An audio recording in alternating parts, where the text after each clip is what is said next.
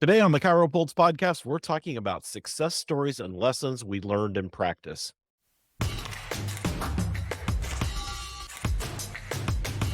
Hi, everybody. Welcome to the KC CHIROpulse Podcast, brought to you by our sponsors, Chiro Health USA and CATS Consultants.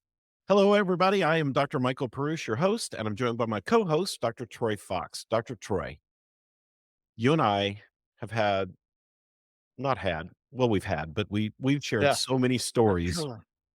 with each other over the years. So I thought it'd be fun if we just talked about some of these things today and where some of our success came from and some of the lessons, we could probably call them hard knocks, that we learned along the way as well. Yeah, I'm not so sure that I haven't had more lessons than I have successes, but, I Right. think Me that too. I think that honesty comes with what you're doing and how you're doing it. If you can't be honest about that, you probably aren't an entrepreneur because you Good really point. you become very good at self-evaluating, and you're very honest with yourself if you're an entrepreneur. So I would say definitely I've learned a lot of lessons along the way. Yeah. We both have. And, um, I think the first lesson is to realize that you really wear two hats when you own a chiropractic business, a practice. Mhm. Yes, you're the doctor, of course, but you also have to be the entrepreneur.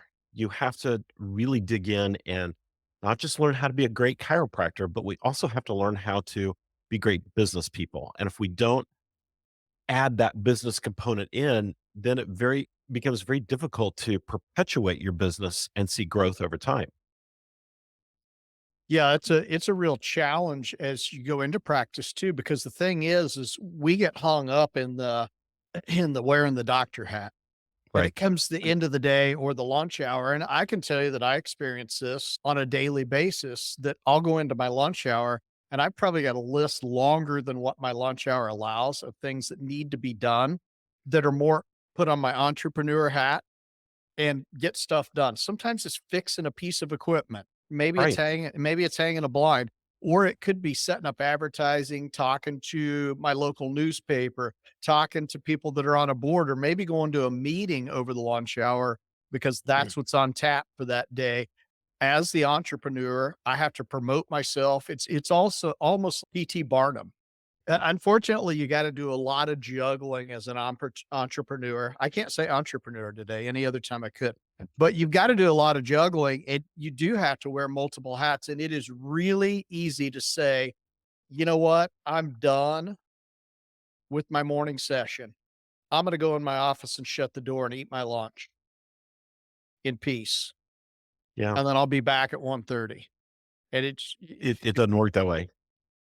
not if you wanna be successful. Not if you want to Doesn't be work that successful. way. You got to get out. You got to do some glad handing. When you first go into practice, you've got to look at everybody that you meet as potential Mhm, prospective patient for your business. So you go to the bank and you're setting up your accounts. Well, the person helping you set up your accounts could be a potential patient. The the loan officer helping you get your loans together and so it could be a potential patient. Plus 3 degrees of separation. How many people do those people know? mhm. So you gotta be constantly thinking in that self-promotion aspect of business. When you meet people, especially in the beginning, then you gotta go out and you gotta find a location and you gotta work with the architect and the landlord and things to get the space built out, and we haven't even touched a patient yet. Then from there, once we get our space built out, then we gotta promote it. We still haven't Mhm. touched a patient, and then we eventually start building that patient base and start having some people coming in. And I think that's that point where the tendency is you really want to step back and just Mhm. kind of enjoy having treated some patients, but there's tomorrow. And so you got to just keep this whole thing going and going and going. And then there's inflation that creeps in. So you got to have a little bit of growth each year. And our lifestyles change. So you got to have growth over the years, and then you get married and you've got a spouse and family, and now you gotta have more growth because you need more revenue coming in. So you've really gotta be on your toes when it comes to the business side of the practice. And you That was have a to long-winded answer. Yeah, well, you have to get a little thicker skin sometimes too. I wanna tell you a story about an initial challenge that I had in practice. Thought you were gonna talk So, about the Brady Bunch. yeah, I should have. 'Cause this is kinda like the Brady Bunch, but so here's an initial hurdle, and this would have really baffled a lot of people. So I went to the big 3 banks in the small town that I practice in 1996. Yeah, long time ago. I think we were still pulling horse and buggy around town at that time. I think I parked I'm my not gonna horse date out myself front. like that. Yeah.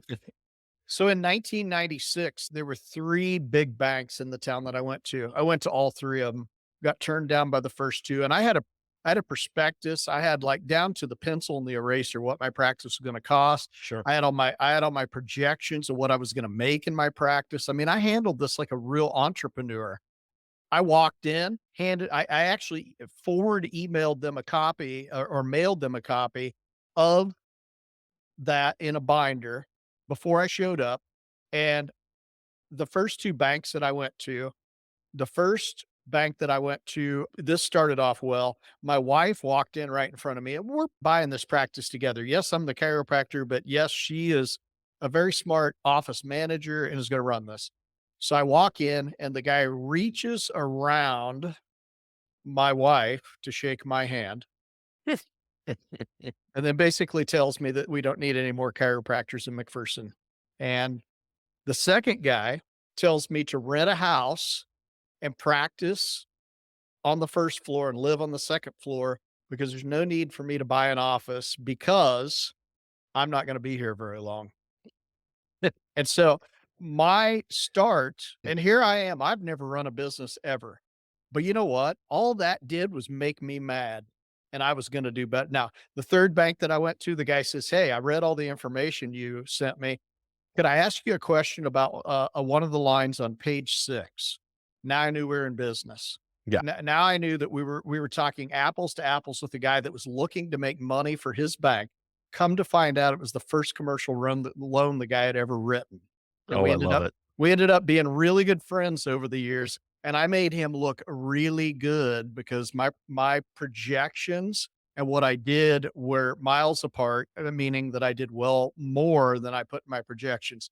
But that's where, as an entrepreneur, you have to know that there's going to be adversity. There will be people telling you from day one that you're going to be a nobody.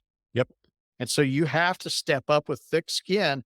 But what else did I have? I had a plan. I Yep. wasn't just I wasn't just an I wasn't just an angry young chiropractor. I was an angry young chiropractor with a plan. And that's really probably the delineating thing is that I had a plan. Now, where did I get that plan? Let me tell you where I got that at. All the way back in the day, there was a consulting group called Cats Consulting, and they had a quick start program for young doctors that were in school. And that's where I learned to put my financial plan together. So Cat started with me long before I actually got into practice and had me prepared when I went to the bank. Can you imagine if I hadn't had all that stuff, how rattled I'd have been when I got told we don't need any more chiropractors, just pack your little bag up and go home?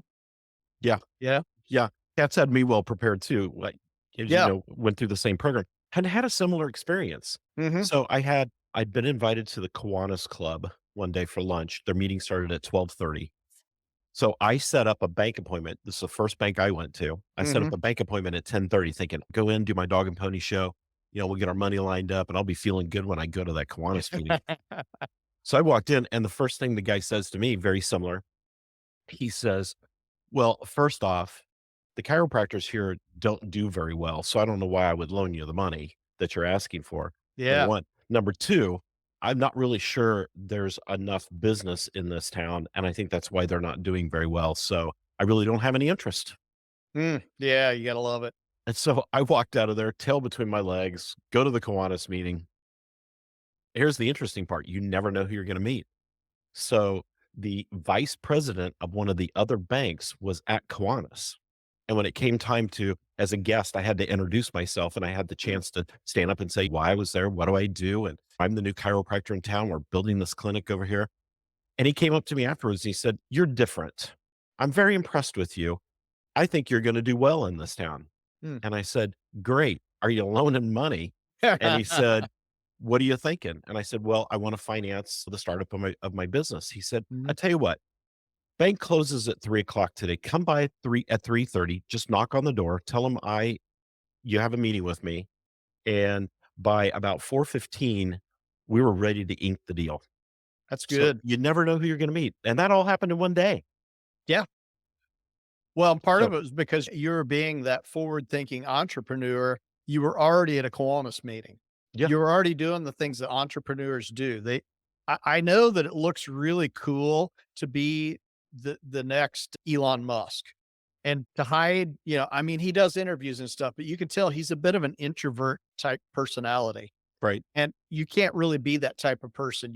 Even if you have to force yourself out of your shell as an entrepreneur, we have to get out there and go through the motions at least with a smile on your face. I Yeah, actually talked to a pastor the other day that was talking to me, and he said, I'm not always 110% when I step up on that stage to give my sermon, but you'd never know if I wasn't. And I said, that's exactly. great. So, that brings us to another portion of this once you get to this point, because it seems very hectic. And I can tell you that over the last year, I bought a practice, made a big transformational change in the practice.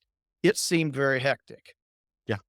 How do you balance your business and your personal life when you're going I mean, you're literally like a comet at that point, flying across the sky. How do you balance that business and professional life? That's a great question. And we need to take a word from our sponsors here real quick, but I want to come back to that. So we all feel it. Rent or dining out, gasoline or movies. As a matter of fact, the dollar is not going as far for a whole host of reasons. And it's impacting everybody regardless of your financial situation. Did you know that 38% of the overall population is having to reconsider how they're spending their money just to afford the health care they need? And if you break it down further, 26% have actually delayed the health care that they need, including going to see you, the chiropractor. So here's what we need to know about the breakdown in demographics. You would think that someone who's making $120,000 or more would be continuing their care right now, but the actual number is 18%. 18% of that group is actually putting off healthcare, and that's a group of people making six figures. When you take that same information all the way down to a group making 40,000, that number's much higher. It's closer to 40%. So it's never been more important than now to make sure you've made it easy for your patients to come see you, that you have choices for them, and you understand what they're going through at home. We want to make sure your practice thrives during this time, and we encourage you to learn about what ChiroHealth USA can do for you and your practice, and making it easy for patients to see you and continue care. And now back to the podcast. How do you Mhm, find that work-life mhm, balance in there? Because I think that's a great thing to talk about. And you and I have some interesting stories about that. So we're going mhm. to hear a quick word from our sponsor. We'll be right back.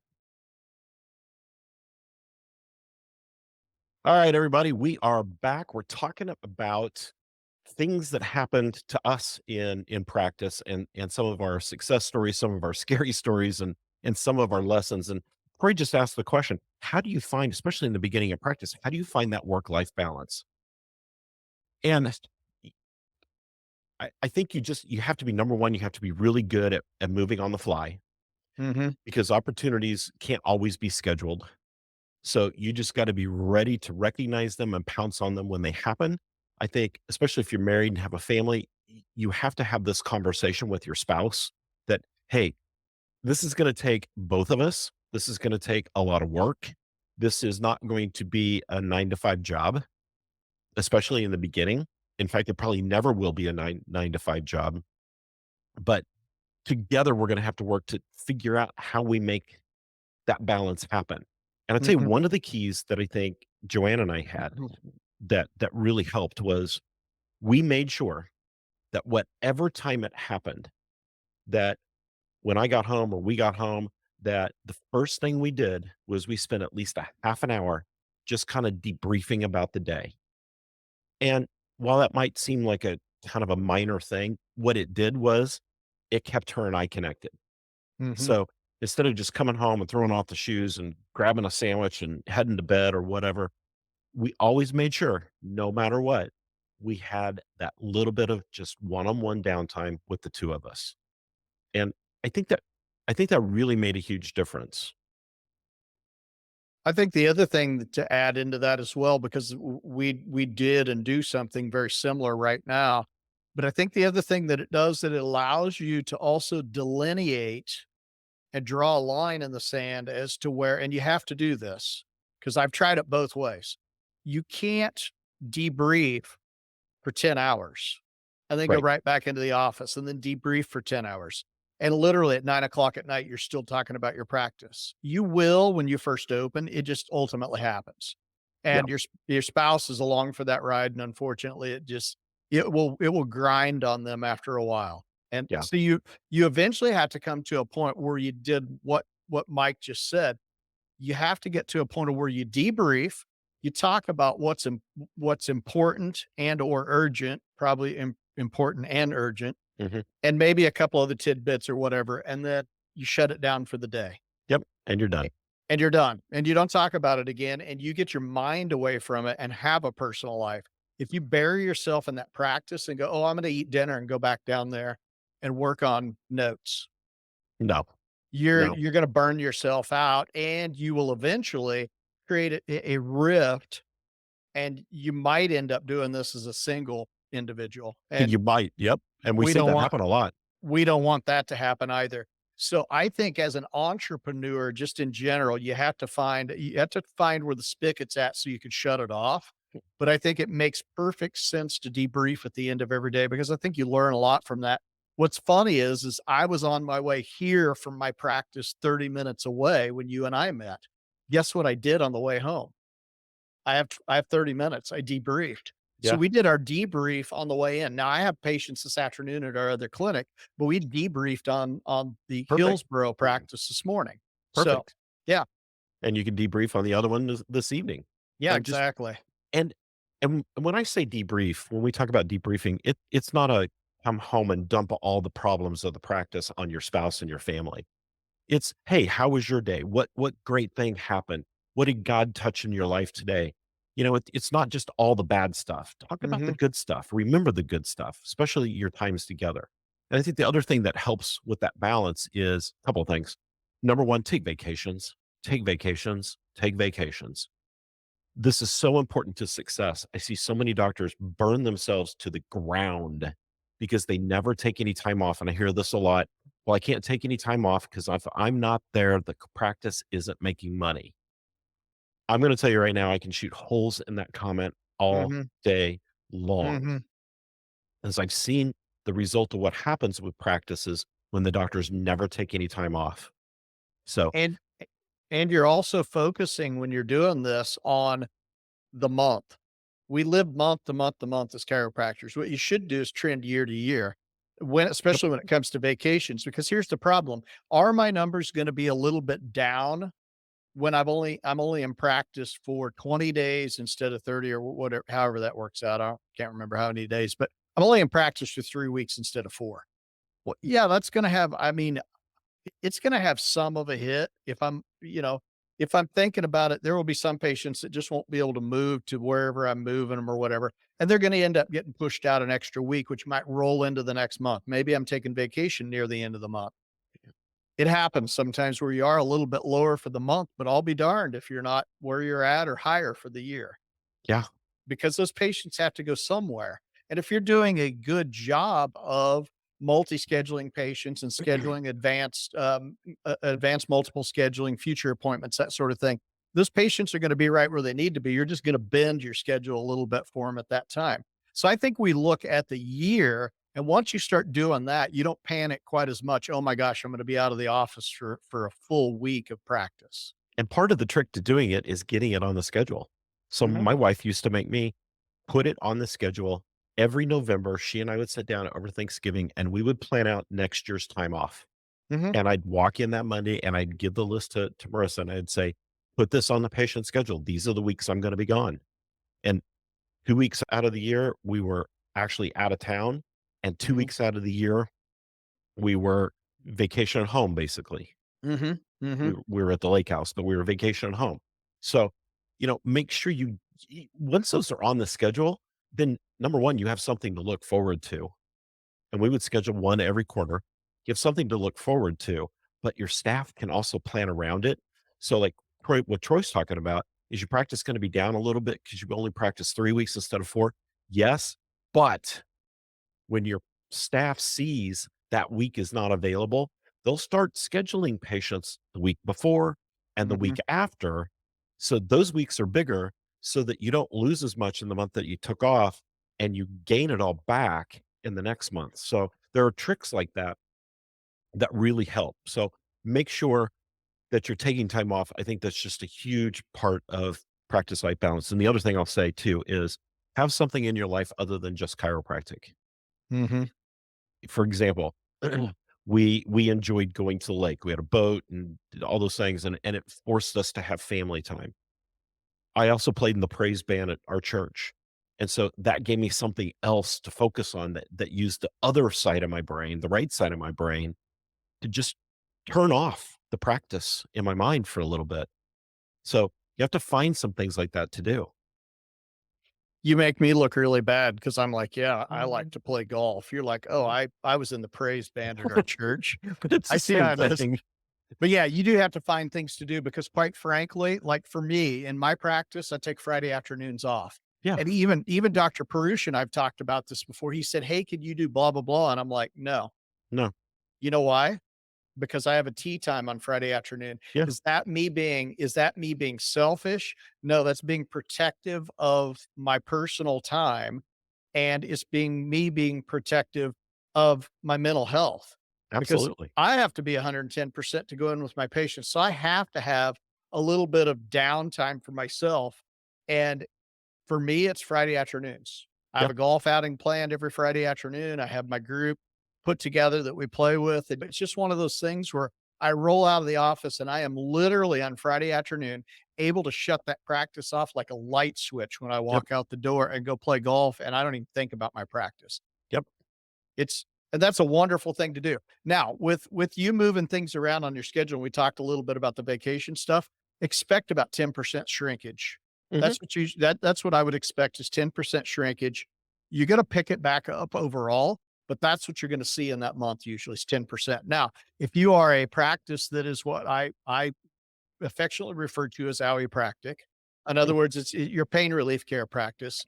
You might experience a little bit more because if you don't do appointments and people are just calling and coming in and you're gone for a whole week, well, you're going to lose a week. But some of them are going to come in after. Some of them are going to hear you going on vacation because their buddy went in and heard, oh my gosh, you're going on vacation next week. I'm coming in to get adjusted. So you'll pick up a little bit there, but I would expect more like 20 to 25% shrinkage if you're running a pain relief only practice where people are just calling Yep. the day of. Yep. Yep.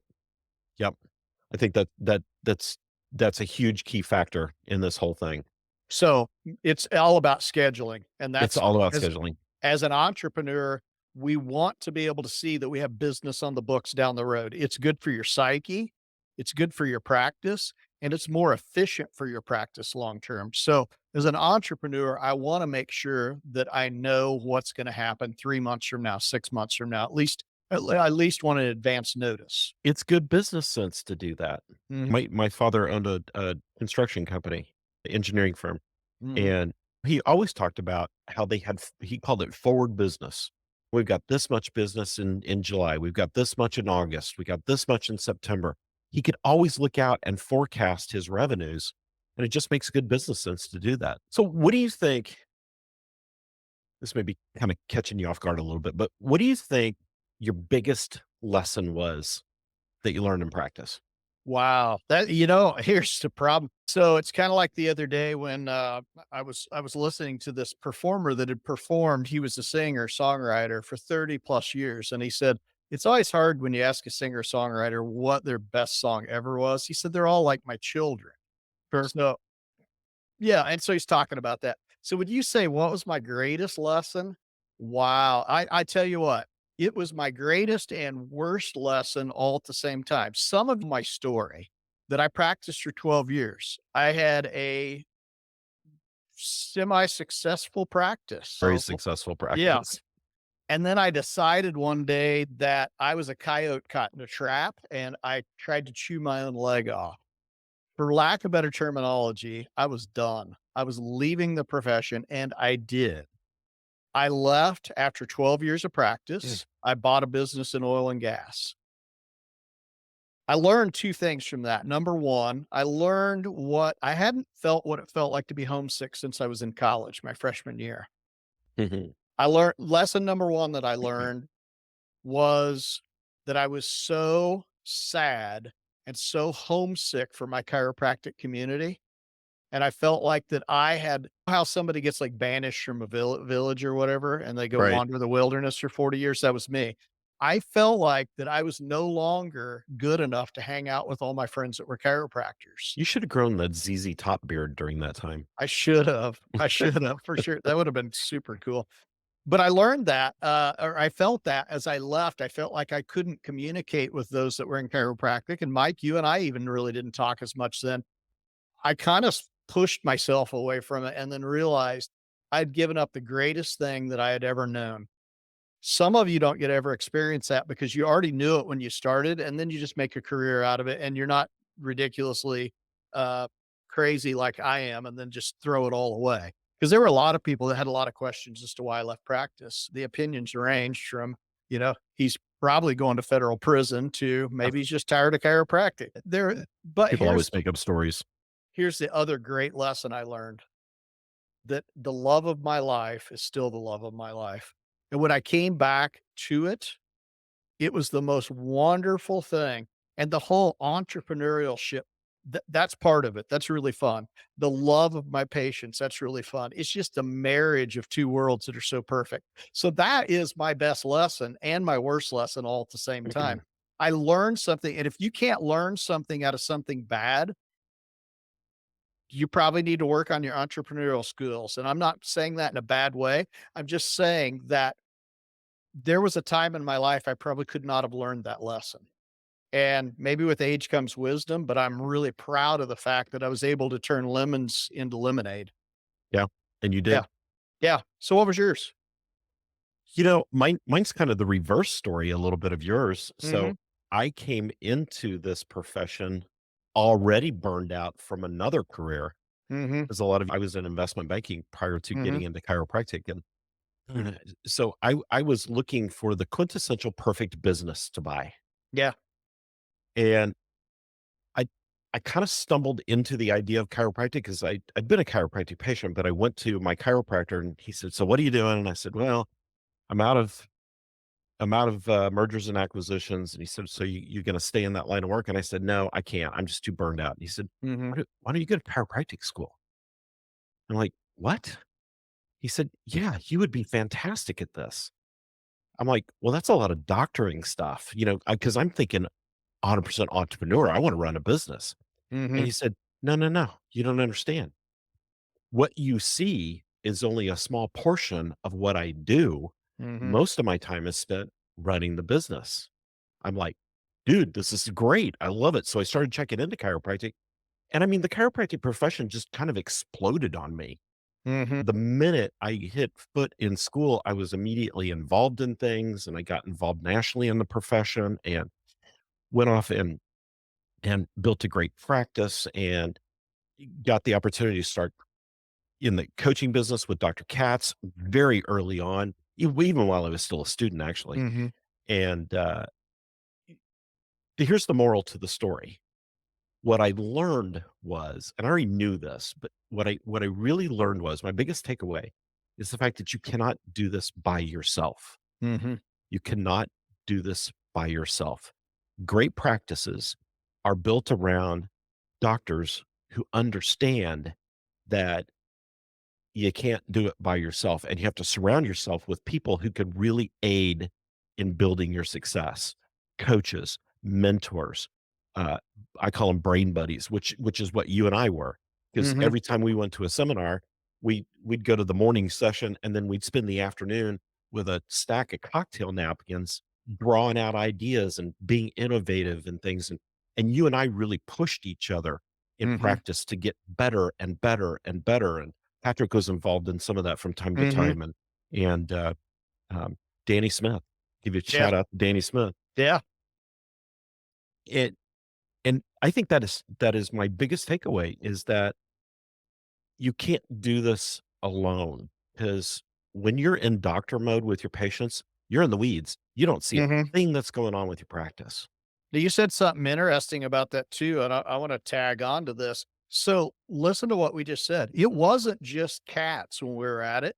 Mm-mm. It was us creating a mind trust between ourselves as well, creating a pact between ourselves to push each other, Yep. to push each other. It wasn't to push each other to have the biggest numbers. It was pushing No. each other to improve our business model and to become innovative. Yeah. That was what we were constantly trying to come up with new ways to help our patients. Yeah. And so it's fantastic when you do that. So, if you're listening to the two guys that are talking to you that tell you that consulting is a great thing, and I do believe that it is, you and I both did it all the way from school on up. It helped hone our entrepreneurial skills. And that's what we're talking about is Yep. being an entrepreneur. We will help teach you to be an entrepreneur. But guess what? We're not going to be the only ones. You are going to have homework assignments. I have a book sitting on my nightstand right now. I have two in queue on Audible right now to listen to. I am reading. Dr. Perusich is reading all the time. We never stop Never stop. because somebody's going to give me a tidbit I haven't heard before. And it happens a lot. Now, as we read more and more of these books over the years, there are some general themes that we see run through these, but we're creating a mind trust with other people, Mhm. maybe even people outside of our field. I've got friends that I go to lunch with that are entrepreneurs in other fields. And that's important for me to hear from them too and see what their perspective is coming from their side of business. How many jewels of wisdom do we pull out of just our mastermind sessions twice a month?